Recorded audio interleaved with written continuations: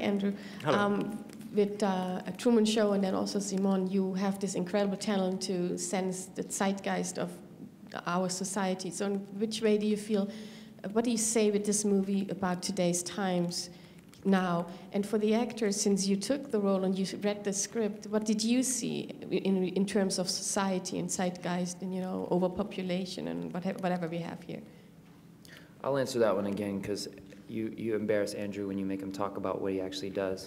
I think it's I think it's mostly unfair that he won't be able to do it again if he actually has to talk about it.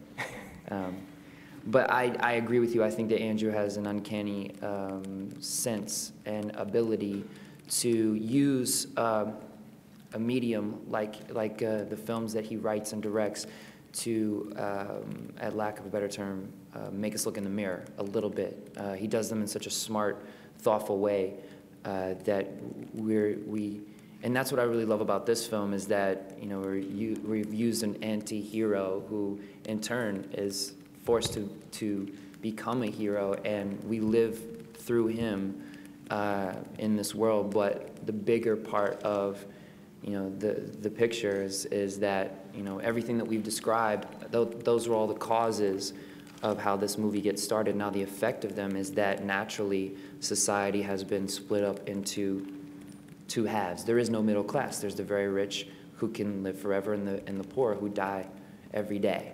And so I do think it is, like you said, in the zeitgeist of how we could probably look in the mirror and say, that's not far from our economy.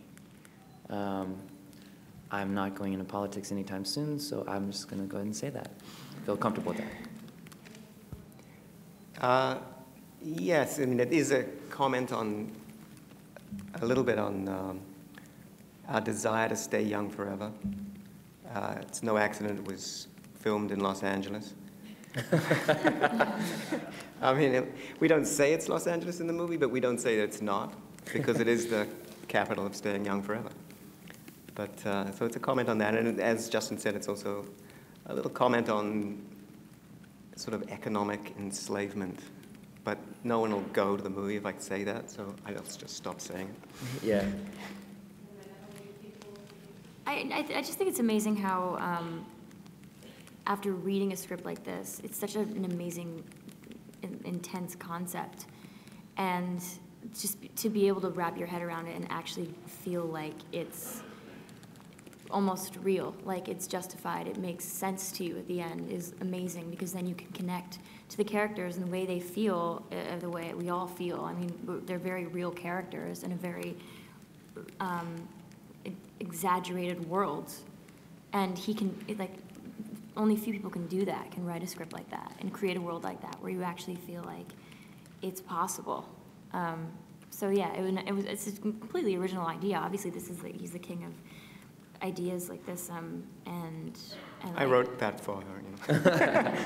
Yeah, I mean, I feel like we're just describing him as a writer, but the other thing that he does that is kind of so amazing to me is that as a director, he has the ability to create a thrill ride in the midst of all that.